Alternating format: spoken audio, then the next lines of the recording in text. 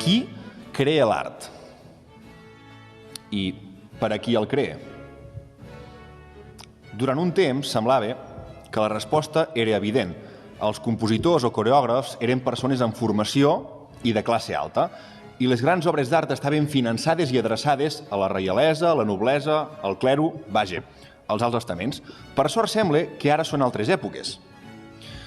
El director Pedro Vázquez té una idea molt interessant. Defensa que una orquestra hauria de ser tan diversa com ho és la societat, tant pel que fa a gènere, orientació sexual, diferència d'edats, nivell econòmic, origen i inclús pel que fa a les diversitats, tant funcionals com psíquiques. L'art és un llenguatge que defuig barreres i connecta amb els sentiments, amb les emocions. Com més perfils de persones participin en la creació i el consum d'art, més rica serà la cultura del nostre entorn. I com més persones en participin, més universal i transversal seran la cultura i l'art. I és que tots tenim diversitats. Per què pensem que unes ens fan aptes per ser ballarins, músics, directors o simplement espectadors, però d'altres no? Aquesta és la idea que vol trencar un dels concerts més especials del Festival Espurnes Barroques de l'any 2023.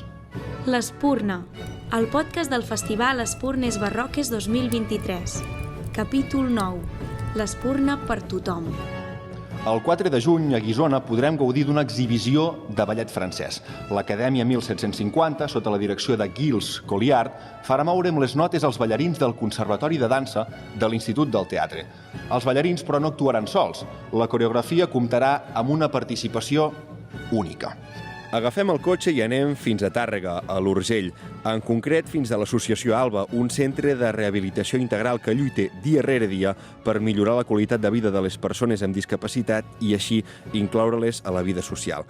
Anem allà per conèixer l'associació i també el seu paper al Festival Espurnes Barroques. Doncs estem a l'Associació Alba, en concret a l'Obrador del Rosal, amb la Núria Zendoe, que és la responsable de l'Obrador. Què tal, com estàs? Molt bé, contenta de que vingueu a fer una visita. Aquí a Tàrrega l'Obrador del Rosal és una cosa molt reconeguda, un lloc molt reconegut, però arreu de Catalunya també. Per si algú que ens està escoltant no sap què és el Rosal ni l'Associació Alba, ens ho pots explicar una mica ràpidament? Per començar, l'Associació Alba és una entitat d'economia social que està a Tàrrega, a dins de capital de l'Urgell, i és una entitat que treballa per estar al costat de la vida de les persones amb diferents capacitats, persones amb dificultats i persones col·lectius vulnerables. I el Rosal és una part de l'àmbit laboral de l'associació i és un obrador de galeta artesana on treballem amb persones, com hem dit abans, amb diferents capacitats i que vam recuperar d'una família de Tàrrega que va començar el seu negoci l'any 1920 i l'any 2003 no tenien família que continués amb el negoci i va dir: vosaltres que sempre busqueu oportunitats laborals per la vostra gent, per què no agafeu el repte de continuar amb el negoci del Rosal? I va ser així com l'any 2003 vam començar a fer les galetes des d'aquí a casa nostra. Perquè ara mateix, quanta gent treballa aquí a l'Obrador produint neules i galetes? Mira, per campanya de Nadal, que és la campanya més forta que nosaltres tenim, estem treballant unes 27 persones i la resta de l'any, inclosa la campanya de Sant Jordi, som un grup fixe de 12 persones, 13. El producte estrella del Rosal, el tenim aquí davant, són els arrugats. Què són els arrugats? Home, els arrugats una mica és la nostra bandera. L'arrugat va ser jo penso que ha estat un regal de qui sigui que ens ha donat la vida. El Lluís era un noi sordmut de l'associació que feia neules, totes les galetes les fem d'una en una, i el Lluís feia neules i no li sortien bé perquè has de ser ràpid, és una massa que no et dona molt temps de reacció, vull dir que en pic que està feta l'has de treballar ràpid, i ell feia les neules, quedaven encallades, no li sortien, agafava la galeta, l'arrugava com un paper, clic, clic, i la posava en una safata. Al cap del dia tenia una safata plena d'una galeta com arrugada, cruixent, com original, diferent. A dalt tenim un restaurant i nosaltres la veníem com a trossos, com li dèiem Lluïsos, i a l'hora de fer una mica un pack nou perquè la marca ho volia, doncs vam dir, ostres, eren unes galetes que a la gent agradaven molt i vam dir, per què no fem expressament aquesta galeta, i li vam dir arrugats. Aquest any farem, jo penso que 23.000 quilos de galetes i el 70% serà aquesta galeta lletja però amb valors, bonica, on reflecteix molt una mica la nostra manera de ser, que és buscar aquella segona oportunitat allà on sembla que no hi ha un valor, on hi ha un valor amagat. Clar, és una mica el reflex de l'entitat i de l'obrador, no? Que potser hi ha gent que pensaria, ostres, és un obrador que a nivell de productivitat potser no és el més eficient, però té un valor afegit únic. Sí, bueno, segurament no són molt eficients perquè ara ja cap obrador faria tota la seva producció de manera manual, però nosaltres reclamem que al final el nostre objectiu és donar ocupació laboral a les persones amb discapacitat, amb la qual nosaltres podríem comprar una màquina que traiés 2.000 galetes per minut i ens carregaríem una mica el nostre valor. Llavors, bueno, el nostre valor al final, jo penso que és una galeta honrada, que el que diu el PAC, que sempre intentem vendre el nostre valor al PAC, és realment el que es veu quan vens a l'obrador. És una galeta feta amb bons ingredients, amb farina d'aquí d'Artesa, amb ous naturals, amb mantega del Cadí, feta a mà per una persona que tenen capacitats potser una mica diferents dels altres. I aquest any també estreneu una neula nova, que és la neula de l'Orquestra del Miracle, i aquí aterrem amb el Festival Espurnes Barroques. D'on surt aquesta idea de col·laborar amb Espurnes Barroques? Bueno, Espurnes Barroques ja fa un parell d'anys o tres que ens va demanar col·laboració pels seus concerts i nosaltres li donàvem arrogats, però aquest any buscaven un obrador que pogués fer una galeta una mica a mida. I nosaltres penso que una de les gràcies del Rosal és ser capaços de fer a mida una mica el que les persones volen. I ens van demanar una neula que tingués una forma d'estrella i a més que jugués amb el ginebró, que és com la planta insigne del Miracle, i també amb una fórmula especial que vam treballar. I bueno, al principi vam dir, hosti, serà complicat, però jo penso que sortirà una galeta original, diferent, i que al final l'hem treballat amb ganes una mica de la mà amb ells. I quin paper han tingut les persones amb diversitat funcional, psíquica, a l'hora de crear aquesta galeta? Bueno, doncs quan van venir el Josep i em sembla que es diu Mònica, vam estar amb elles treballant i el Josep deia, volem això, i elles ho provaven i deien, no, això no és possible, vinga, va, doncs una altra solució. Vull dir, al final jo no faré les galetes, seran elles que les faran. Llavors, per mi tenen tot el protagonisme de la creació i també de l'execució al final de tot.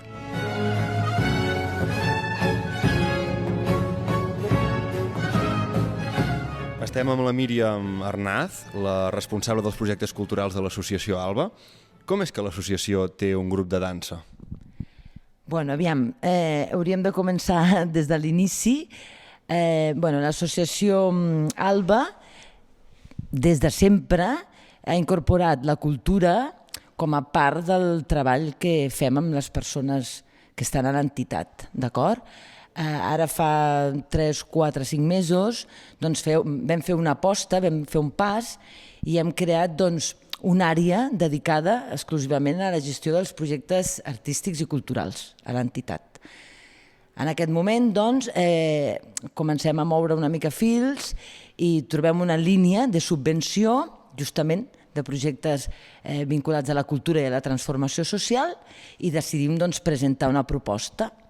La proposta es diu Connexions Artístiques i una mica l'objectiu és vincular les persones que estem atenent des de l'associació Alba, persones amb discapacitat intel·lectual o salut mental, amb artistes professionals i una mica connectar-los per plegades crear alguna peça artística. Doncs bé, una de les connexions és la de dansa. Ara parlarem de la connexió, però abans has dit que des de sempre l'associació ha tingut un especial interès en promoure la cultura i l'art dintre de les persones o amb les persones amb discapacitat. Per què? Correcte. Nosaltres sí que hem comprovat amb els anys que la pràctica, com diríem, artística, el vincle amb les arts, dona un empoderament, dona una confiança, una autoestima a les persones amb les que treballem, senten que també poden formar part d'aquesta vessant més cultural i diferents col·laboracions una mica perquè ens han anat artistes que han volgut col·laborar amb nosaltres. A partir de les diferents col·laboracions que hem anat fent hem vist realment el poder de les arts, de la cultura, amb nosaltres, amb les persones que treballem, sobretot a nivell de confiança personal. Una d'aquestes connexions, com explicaves ara, és la que hi haurà el 4 de juny aquí a Guissona amb el Festival Espurnes Barroques. Ara parlàvem de com pot beneficiar l'art i la cultura a les persones amb discapacitat, però a l'inrevés també aquestes connexions aporten i creen un art més inclusiu. Per què és important incloure a les persones amb discapacitat dintre de les produccions artístiques? Bueno, d'entrada perquè nosaltres també som artistes i tenim dret i opció a participar, no?, dels espais d'exhibició cultural igual que la resta, no? I crec que, no sé, no hem tingut justament aquests espais on mostrar les nostres capacitats culturals i, per tant, la ciutadania, la societat, en el seu imaginari ja no ens té contemplats. No sé si m'explico, no? Vull dir, hem de normalitzar, no?, la nostra participació cultural i poder formar part de tots els espais, igual que qualsevol altra persona, no? I jo crec que poquet a poquet, no?, si anem veient que també nosaltres som artistes, nosaltres volem crear, nosaltres volem exhibir i mostrar el nostre art, doncs la resta de la societat també ho contemplarà com algo natural, no? Per tant, seria com... Potser ara ens sobte, si veiem un director, un músic, un ballarí amb discapacitat, seria la situació ideal de que no ens sobti que les persones amb discapacitat o participin o siguin consumidores de l'art, no?, la intenció. Correcte, vull dir que poquet a poquet no ho veiem, inclús diré més, nosaltres anem a un punt més enllà, no? Vull dir que no només la nostra participació sigui una justificació, no?, pel fet de dir, mira, donem oportunitats, sinó que realment puguem participar en tots els espais culturals amb naturalitat, amb normalitat, com qualsevol altra persona, no? Simplement a partir dels nostres interessos, de les nostres capacitats o habilitats, com qualsevol altra persona, no? I les persones de l'associació Alba, en el cas del concert d'Espurnes Barroques del dia 4 de juny, quin paper hi jugaran? Quin rol hi tenen? Bueno, bé, és tot un repte, perquè es tracta de música barroca, que per començar no estem gens acostumades, per tant, això també és un avantatge en el sentit que descobrim, no?, noves formes, expressions musicals. Doncs el que farem serà una col·laboració amb les ballarines de l'Institut del Teatre, que elles seran les que defensaran la coreografia, doncs nosaltres al moment final hi participarem i tancarem l'actuació. I com s'ho han pres els diferents ballarins i ballarines de l'associació aquesta proposta? Com un repte? Els hi ha fet il·lusió? Com els veus? La veritat és que és un grup que té moltes ganes de compartir el seu art amb la resta de la societat. És el que comentava abans, no?, que tampoc sí que tenim oportunitats perquè les busquem, no?, però amb un format com per exemple d'Espurnes Barroques, no?, amb un espai emblemàtic, no?, amb públic, amb artistes com les ballarines de l'Institut del Teatre, doncs tampoc no tenim tantes oportunitats, per tant, supercontentes, superil·lusionades. A més, avui també ha vingut el Xavier Benaque, que també ens ha fet una mica de masterclass, no?, superbé, la veritat és que amb moltes ganes. Elles són valentes, el grup és valent, vull dir que entomen els reptes bé, amb alegria.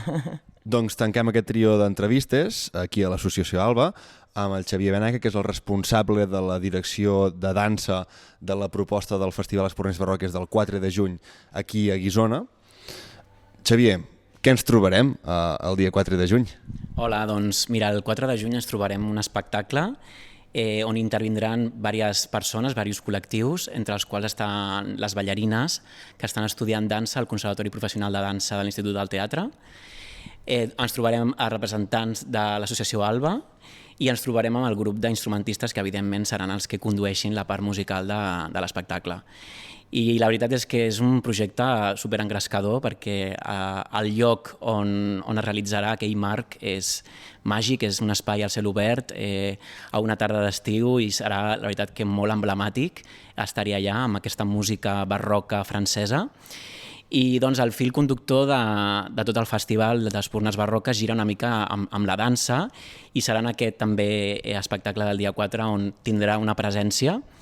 I en aquest cas la dansa que he coreografiat i que l'estil que he utilitzat per fer la composició és un estil poc conegut que es diu Escola Bolera. És un estil que va sorgir aquí a la península i que doncs, es va desenvolupar gràcies a la tècnica clàssica que també va emergir en aquell moment històric. És posterior a les danses barroques pròpiament i, per tant, no coincidirà amb el moment històric que escoltarem, perquè la música és prèvia a lo que és el llenguatge de dansa que es veurà, però encaixa perfectament en quant a l'estil, en quant a moltes coses que genera aquesta escola bolera. I que doncs, hi haurà una llarga intervenció que és dintre de la peça que es diu Les caracters de la danse, de Ravel, i després hi haurà unes petites pinzellades d'altres peces, inclosa la que hem treballat avui aquí a l'Associació Alba. Ara ho deies, que avui heu treballat una peça, que aquesta peça és on tindran un joc important, un paper important, les persones amb discapacitat de l'Associació Alba. No sé si havies treballat mai amb persones amb discapacitat dintre del món de la dansa. La veritat és que és la meva primera vegada, m'estreno en dirigir una sessió de dansa enfocada cap a aquest tipus de col·lectiu, i la veritat és que m'ho he passat molt bé, ha fluït tot moltíssim, estaven molt receptius. La veritat que el temps ha sigut curt perquè no he pogut treballar massa estona, però penso que com tenia bastant clar l'estructura que volia treballar i el concepte, la veritat que ho han entès fàcilment. Crec que han connectat moltíssim amb aquesta marxa dels turcs de l'Uli, que és preciosa i a part és molt intuïtiva perquè és un ritme que es repeteix, llavors és fàcil de seguir. I la veritat és que farem un joc de màscares també que simbolitzarà el fet de visibilitzar aspectes de la nostra vida quotidiana a persones i col·lectius que sovint no tenen aquesta possibilitat de ser vistos, no? I de ser acceptats i d'acollir-los dintre de tot el nostre dia a dia. Llavors, amb aquest joc simbòlic de la màscara, que a part conjuga perfectament amb la música barroca, perquè al final els esdeveniments que es produïen en aquella època giraven entorn a mascarades i festes així de disfresses. Llavors, és el punt final de cloenda de l'espectacle on integrarem a tots aquests participants d'aquest taller de dansa que fan aquí a l'Associació Alba. I doncs bé, també estaran dintre d'aquesta peça involucrades les ballarines de l'Institut del Teatre i també serà com un final de tutti on posarem el llaç final a aquest espectacle que podrem veure. Què creus que porta per l'espectador el fet de veure aquesta suma artística entre els usuaris de l'Associació Alba i les ballarines de l'Institut del Teatre?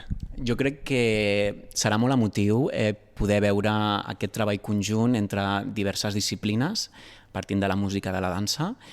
És molt agraït veure com la dansa pot ser un element transformador, un element alliberador d'emocions i de pensaments i d'alliberar cuirasses que pugui tenir el cos, no?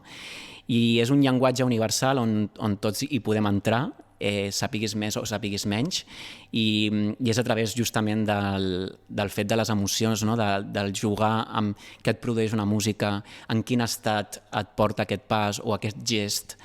Llavors penso que tot plegat en aquest espectacle tindrà un resultat molt commovedor. Crec que la paraula seria una commoció, una catarsis conjunta dels artistes amb el públic, i almenys així ho esperem, i que sobretot que sigui una oportunitat també per a aquestes persones de poder encaixar-se en la pell d'un artista, no? De rebre aquests aplaudiments que hi haurà al final i de viure aquests nervis potser previs a sortir a fer la teva tasca, no? Que en aquest cas és una petita peça al final de cloenda.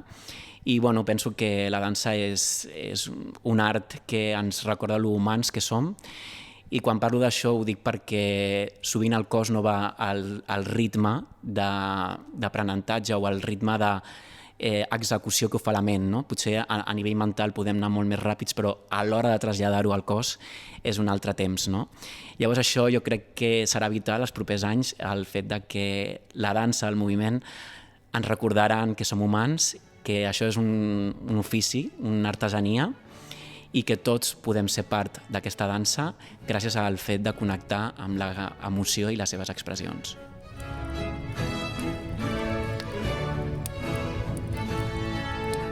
Anem fins a l'Ateneu Barcelonès. Allà, 3 patrons del Festival Espurners Barroques fan un retrat del binomi art i diferència.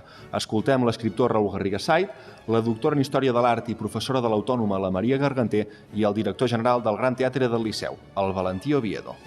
La idea de diferència és present a tot arreu. El barroc, jo diria d'una manera clara, perquè amb el barroc passa una cosa curiosa, que d'una banda parteix d'unes jerarquies molt clares, no? Hi ha una jerarquia entre allò que és elevat, allò que és solemne, i allò que és baix, allò que és ridícul, però el que fa el barroc a partir d'aquestes jerarquies sovint és barrejar-les, no? I per això en el barroc és molt important la tragicomèdia, per exemple, on hi ha personatges que són alts i personatges que són baixos. I, clar, aquests personatges considerats baixos poden ser, en el cas de lo desengany de Fontanella, el déu Vulcà, no? El déu Vulcà, l'antic déu grec Hefest, el déu de la forja i del metall i de totes aquestes coses. Per tant, que és un déu que va coix, no? És un déu que té problemes de mobilitat, que és objecte de rialles, però alhora de la seva actitud se'n desprèn una ensenyança, també. O sigui que és una cosa com una mica allò ambivalent, de jugar a la ridiculització d'aquell que és diferent, però alhora a veure que se'n pot aprendre alguna cosa, no? I al capdavall passa una cosa curiosa, que aquest Vulcà és el que s'acaba casant amb Venus, amb la deessa Venus, amb la més bonica de les deesses, no? Per tant, jo diria que aquesta relació amb el diferent és, d'una banda, sorgeix d'una fascinació per les coses que són exòtiques fins i tot, que són d'una altra manera. El barroc és una època en què hi ha molta fascinació pel salvatge, per exemple, no? No fa tant que s'han descobert les Amèriques, i aquesta figura dels indis, que deien, o de les índies galants, no? Això d'imaginar-te un món on la gent és diferent, i això pot voler dir que la gent és més salvatge però és més bona alhora, no? També, o sigui, aquestes dues coses, això és molt, molt típic de l'època, diria. Sí. Clar, efectivament, el barroc condensa d'alguna manera, per primer cop en el barroc, tenim el món sencer, es pot dir, al nostre abast, i llavors, doncs clar, la fascinació pel que ens arriba de fora, clar, hauríem també de... És difícil precisar què vol dir el diferent. El diferent pel que fa, doncs, a l'exòtic, el diferent pel que fa, doncs, a extracció social. Sí, l'exotisme, doncs, és la cèlebre escena, doncs, de Montaigne, doncs, quan arriben a la cort, doncs clar, aquells indis i la reacció doncs, que generen, i com es representen de vegades, es representa aquest exotisme fins i tot aquí a casa nostra en els retaules, com es representa el diferent. Tenim, doncs, això, retaules on es representen uns atlants amb turbant, seria aquesta imatge de l'alteritat, en aquest cas els infidels, que, doncs, finalment sempre són sotmesos, doncs, pel triomf de la fe catòlica. Però tenim també, doncs, això, la representació de la diversitat, doncs, en la literatura, i en la literatura, vull dir, les escenes de tipus picaresc.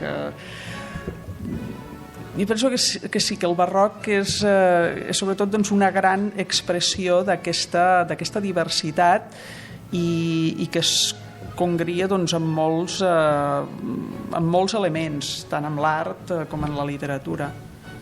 Arribats avui dia, i amb el concert que es farà, és evident que persones amb diversitats funcionals o amb capacitats diferents, l'art hi juga un paper fonamental en quant a la música contribueix a la millora de la vida de les persones, claríssimament, i per tant aquesta és una obligació que tenim avui dia quan aquests aspectes que passaven al barroc ja convergeixen, però sobretot avui dia el que cal integrar a través de l'art és l'equitat.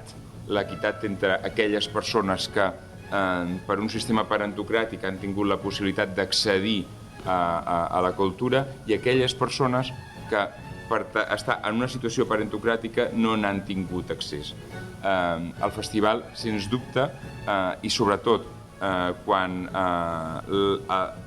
està en un territori allunyat de la metròpoli et pot contribuir a no accedir a la cultura en el mateix nivell d'equitat i d'igualtat que algú que està a la metròpoli, ha de contribuir sí o sí a oferir aquestes mateixes oportunitats. Jo crec que el festival és una bona oportunitat per reduir aquesta esquerda, perquè sens dubte aquell que té coneixement, en aquest cas gràcies a l'art, acaba tenint més oportunitats que algú que no hi té aquesta oportunitat.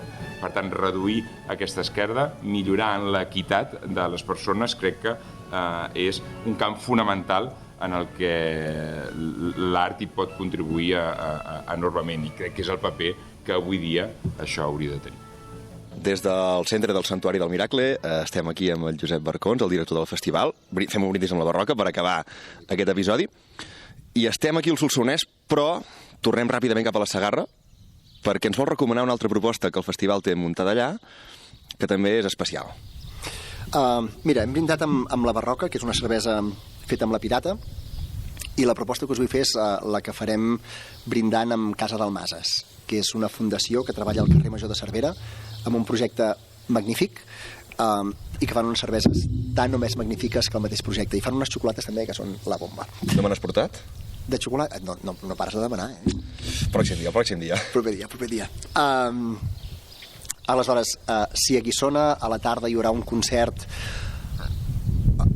que és una bogeria, una mica, perquè és una orquestra gran, la 1750, que també és la Principessa Filosofia, fent música de ballet francès, amb un director extraordinari, que és el Gilles Colliard, que és el nou director titular de l'orquestra. Doncs tindrem aquesta proposta que amalgama no només música de ballet francès, sinó dues sopranos guanyadores del concurs Palet, i a més amalgama els ballarins, els estudiants del Conservatori de Dansa de l'Institut del Teatre, i a més hi sumem un col·lectiu de dansa que hi ha a Guissona que treballa amb persones amb diversitat funcional. O sigui, és una amalgama magnífica i una proposta artística d'aquests mateixos usuaris de l'Espígol amb diversitat funcional que pinten i fan art. Per tant, tindrem una exposició. És tot un festival. Doncs al matí, això serà a Guissona a la tarda, però és que al matí a Cervera hi haurà una altra follia, però de nom la follia realment, que és el Dindirindin, una follia musical, que no sé si és una follia musical o un musical fet follia, o la qüestió, la follia és una dansa. És una dansa que també remunta en els temps obscurs de la història, i el que fan el grup de 9 intèrprets que hi ha sobre l'escenari, 8 intèrprets, perdó, més el director d'escena, és fer un musical del segle XVII, amb músiques del segle XVII, on hi ha un rap, on es barregen estils, i això doncs ho farem degustant les cerveses de Dalmases. A més hi ha una cançó que es diu Hoy comamos y bebamos, que és una lletania de menges. Aleshores tindrem algunes tapetes, tindrem coses així, i és una proposta superfresca, amb un punt picant, com les bones tapes aquestes de diumenge, i que en canvi també és apte per tots els públics, perquè jo hi he anat, per exemple, amb el meu nen, amb l'Aleix, que té 7 anys, i li va encantar, va disfrutar moltíssim.